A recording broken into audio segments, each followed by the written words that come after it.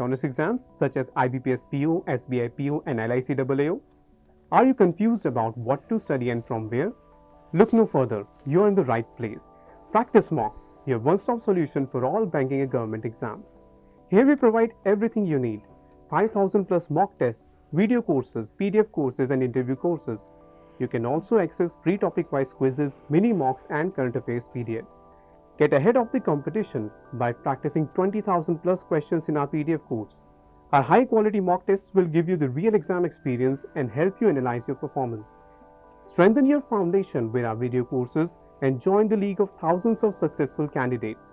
Visit www.practicemock.com or scan the QR code to download our app from the Play Store and start your journey to success.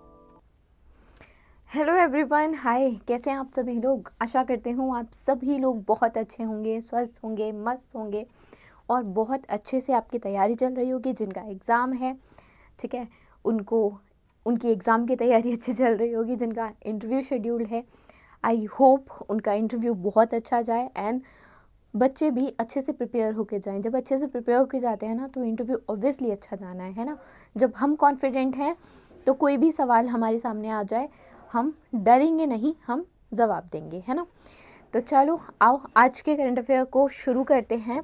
और सभी के लिए जो current affair का session है वो इम्पॉर्टेंट होता है, चाहे बच्चे प्रिपेयर कर रहे हों या इंटरव्यू होने वाला हो और एक फ़ेज़ से गुज़र चुके हों। जो एग्ज़ाम देने वाला फ़ेज़ होता है उससे गुज़र के जब आप इंटरव्यू में आ जाते हो, उसमें भी करंट अफेयर से रिलेटेड आपसे पूछते हैं ही, है ना। तो दोनों के लिए इम्पॉर्टेंट है। चलो स्टार्ट करते हैं।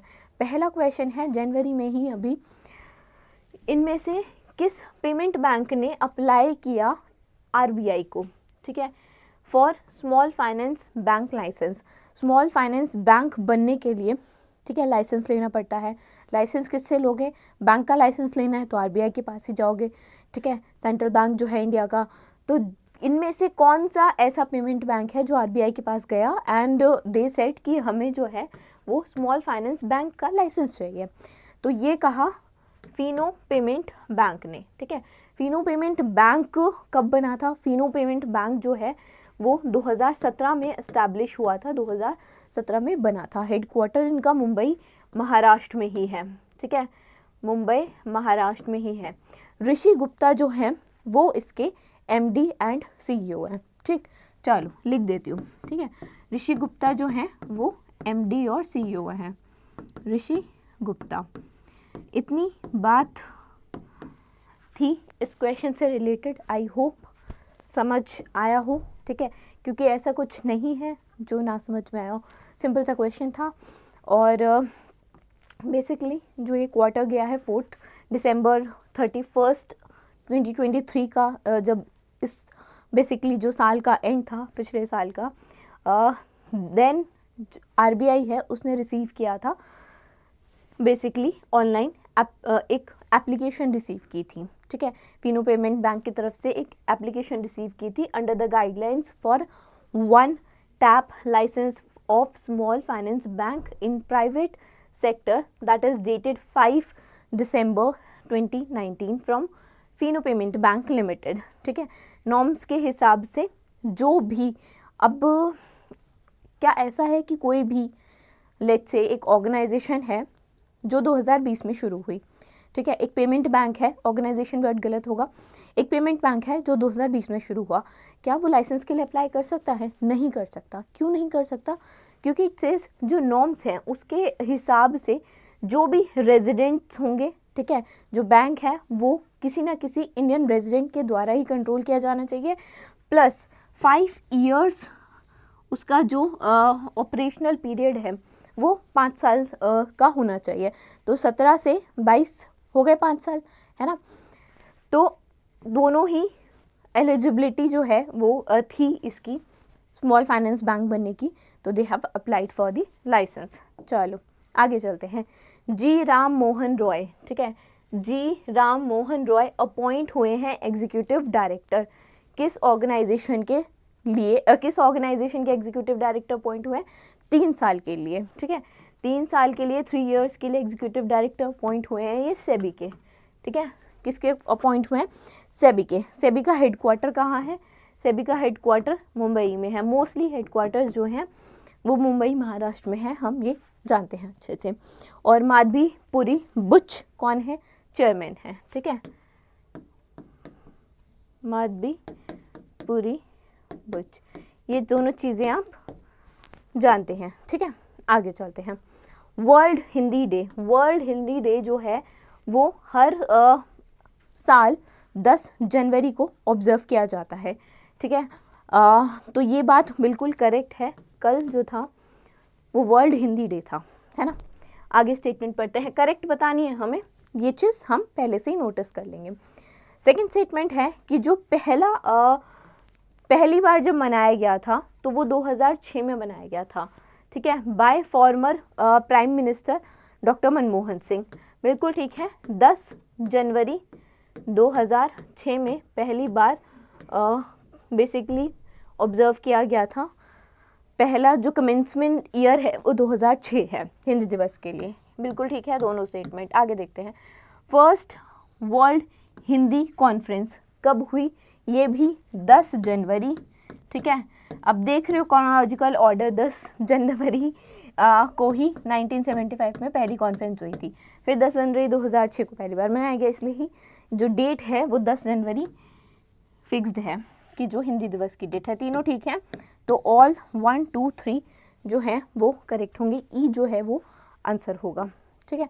आगे चलते हैं। कौन सी कंट्री ने ऑफिशियली डिक्लेयर किया है स्नो लेपर्ड को अपने नेशनल सिंबल के तौर पे, नेशनल सिंबल के तौर पे स्नो लेपर्ड को किर्गिस्तान ने बेसिकली डिक्लेयर किया है कि जो स्नो लेपर्ड है वो किर्गिस्तान का क्या है, वो किर्गिस्तान का नेशनल सिंबल है, ठीक है।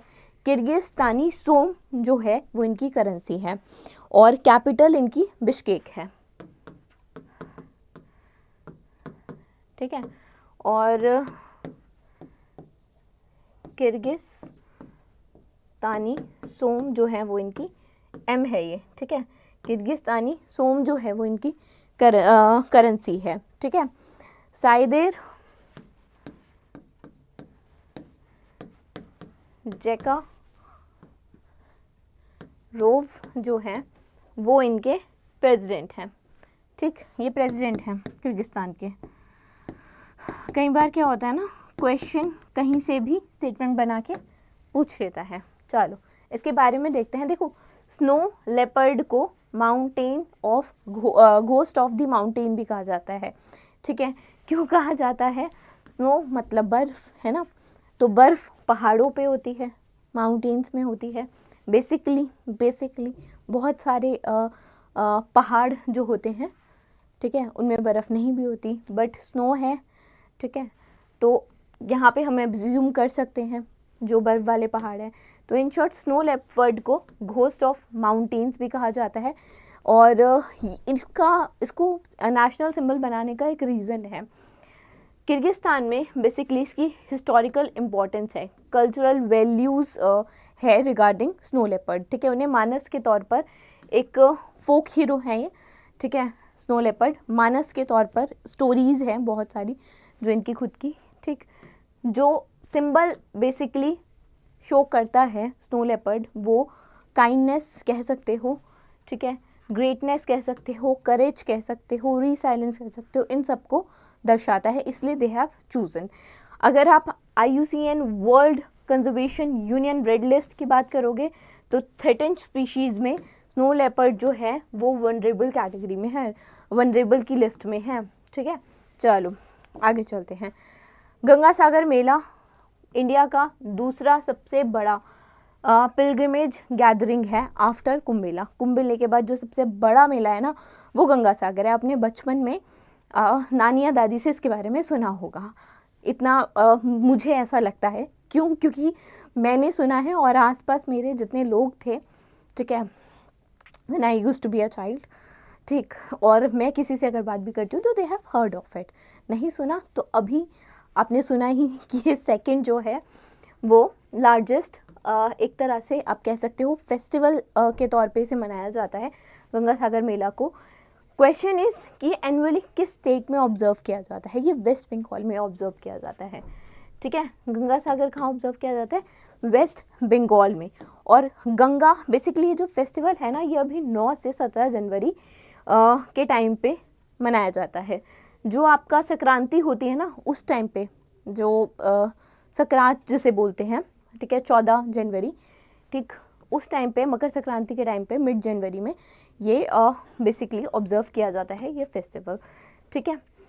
गंगा घाट पे, ठीक है, on the bank of Ganga, या फिर आप कह सकते हो सागर द्वीप या सागर आइलैंड पे वेस्ट बंगाल में ये मनाया जाता है।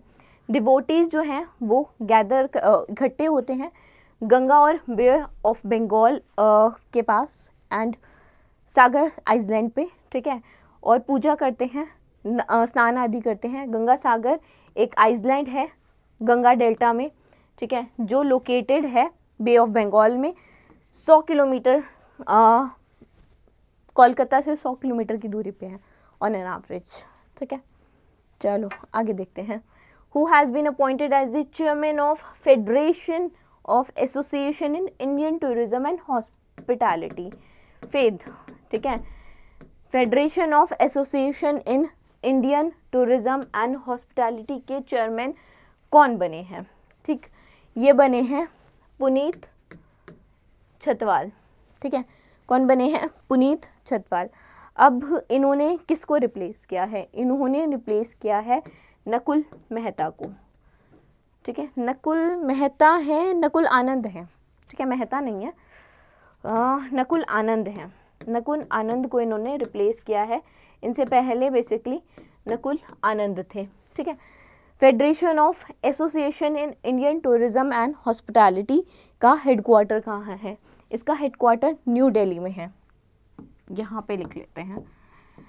दिल्ली में जो है हेडक्वार्टर है, ठीक है।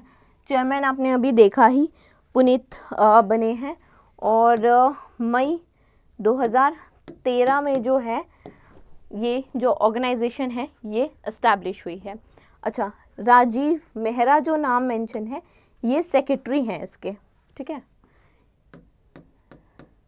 ये सेक्रेटरी हैं, ठीक। चलो आगे चलते हैं। Prime minister of Bangladesh Sheikh Hasina, अभी ये दोबारा से रीइलेक्ट हुई हैं प्रेसिडेंट की पोस्ट पे।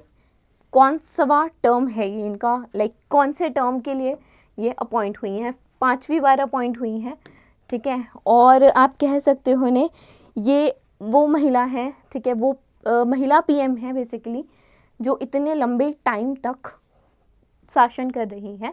शासन नहीं बोलूँगी, डेमोक्रेटिक कंट्री है तो शासन नहीं होगा, राइट। इतने टाइम तक दोबारा इलेक्ट होके इन अ वे मैनेज कर रही हैं चीज़ें, लीड कर रही हैं कंट्री को, ठीक। ढाका जो है वो कैपिटल है और टका जो है करेंसी है। ढाका जो है कैपिटल और टका करेंसी, ठीक। और पीएम तो आपको पता ही है ना। चलो, पीएम शेख हसीना रीइलेक्ट हुई हैं। अच्छा, जो चीज़ मैं दिखाना चाह रही थी आपको, लॉन्गेस्ट सर्विंग है, ये तो है गोपालगंज 3 कॉन्स्टिट्यूएंसी से। कई बार क्या होता है ना, स्टैटिक जब बनाता है तब बहुत बार ऐसा होता है कॉन्स्टिट्यूएंसी पूछ लेता है, नंबर ऑफ सीट्स उनके लेजिस्लेचर में कितनी हैं, ठीक है, वो पूछ लेगा, कॉन्स्टिट्यूएंसी पूछ लेगा। तो ये 2-3 चीज़ें हैं जो पूछता है। अब ये गोपालगंज 3 सीट से 8 बार 1968 से लेके अब तक 8 बार इनको वोट मिले हैं इस कॉन्स्टिट्यूएंसी से। आगे चलते हैं। कंसीडर द स्टेटमेंट रिगार्डिंग उस्ताद राशिद खान। उस्ताद राशिद खान से रिगार्डिंग स्टेटमेंट देखनी है और नॉट करेक्ट बताना है। पहले जो क्वेश्चन था उसमें करेक्ट बताना था, इसमें नॉट करेक्ट बताना है। स्टेटमेंट देखते हैं और देखते हैं कौन सा नॉट करेक्ट है। फेमस एक्सपोनेंट है हिंदुस्तानी क्लासिक म्यूज़िक के, बिल्कुल ठीक है, बिल्कुल करेक्ट है। उस्ताद राशिद खान जो हैं काफ़ी गाने भी इन्होंने बेसिकली अभी मैं मेंशन करूँगी गानों का नाम। बहुत एक गाना है जो मुझे एकदम से क्लिक हो गया, ठीक है। बाकी को मुझे जब मैंने पढ़ा इस बारे में तो बाकी को मुझे देखना पड़ा। बाकी एक गाना तो था जो आई नो, ठीक है। तो अच्छा, ही बिलोंग टू श्याम चौरसिया घराना, ये श्याम चौरसिया घराने से बिलोंग नहीं करते। पद्म भूषण 2022 में मिला है इन्हें। 2006 में पद्मश्री भी मिला है और संगीत नाटक अकेडमी भी मिला है। 2006 में 2 अवार्ड मिले हैं इन्हें। एक तो मिला है पद्मश्री, ठीक है, दूसरा संगीत नाटक, अरे यहाँ लिखते हैं अकेडमी अवार्ड, ठीक है। और जब घराने की बात करोगे तो रामपुर शासवन घराना है, ठीक है, रामपुर शासवन घराना, ठीक, हाँ, सहासवन, ठीक है, रामपुर सहासवन घराना है, ठीक। This is the correct spelling and word, ठीक है। और ये क्वेश्चन क्यों आया था, वो इसीलिए आया था बिकॉज ही पास्ड अवे, ठीक। और जहाँ तक मैं आपसे बात कर रही थी सॉन्ग आओगे जब तुम, साधना वाला जो है वो इनके कुछ सॉन्ग हैं। आज कोई जोगे आवे, रिश्ते नाते, इश्क का रंग, और भी बहुत सारे इनके सॉन्ग हैं। एंड इनकी जो सिंगिंग स्टाइल है वो आमिर खान सिंगर, ठीक है, भीमसेन जोशी इनसे इन्फ्लुएंस है। यहाँ एक्टर की बात नहीं हो रही। चलो आगे चलते हैं। Nivea India has appointed whom as the MD in January 2024। Nivea cream अगर आपने यूज़ की हो, ठीक है, तो निविया ये वही है, निविया इंडिया, ठीक है। तो निविया इंडिया के MD के तौर पे कौन अपॉइंट हुआ है? निविया इंडिया के MD के तौर पे गीतिका मेहता अपॉइंट हुई हैं। इन्होंने किसको रिप्लेस किया है? इन्होंने नील जॉर्ज को, ठीक है, नील जॉर्ज को रिप्लेस किया है, ठीक है। इनसे पहले कौन थे? नील जॉर्ज थे, ठीक। निविया इंडिया अपॉइंटेड गीतिका मेहता एज MD, और इन्होंने हर्सले इंडिया के MD के तौर पे ये पहले काम कर चुके हैं, काफ़ी साल से काम कर रही हैं। FMCG फर्म में काम किया है इन्होंने, हिंदुस्तान यूनिलीवर में काम किया है। इन कंपनीज़ में इन्होंने बेसिकली 18 साल से भी ज़्यादा के लिए काम किया है, ठीक है। आगे चलते हैं। Who has been appointed as secretary of railway board. Railway board के सेक्रेटरी के तौर पे किसे अपॉइंट किया गया है? रेलवे बोर्ड के सेक्रेटरी के तौर पे अरुणा नायर को अपॉइंट किया गया है, ठीक है। अरुणा नायर जो है रेलवे बोर्ड के सेक्रेटरी के तौर पे अपॉइंट हुए हैं। दिल्ली में हेडक्वार्टर है। रेलवे बोर्ड का हेडक्वार्टर कहाँ है? रेलवे बोर्ड का जो हेडक्वार्टर है वो दिल्ली में है। और चेयरमैन और CEO कौन है? चेयरमैन और CEO हैं जया वर्मा, ठीक है, Jaya Verma. Chairman MAN and CEO, ठीक है। ये एंड अलग होगा और ये CEO होगा। जया वर्मा सिन्हा, सिन्हा भी है, ठीक है। तो वही चीज़ मेंशन है कि इन्होंने जो चार्ज लिया है वो 6 जनवरी से चार्ज ले चुके हैं। And basically he was working with railway board previously as well on some different post, ठीक है। तो ये था आज के करंट अफेयर के कुछ क्वेश्चन। आज के क्वेश्चंस कुछ अपॉइंटमेंट बेस्ड ज़्यादा थे, I know, but it's about news. जो न्यूज़ में है वही करंट अफेयर में आपको मिलेगा। So thank you for today. We will be meeting you again.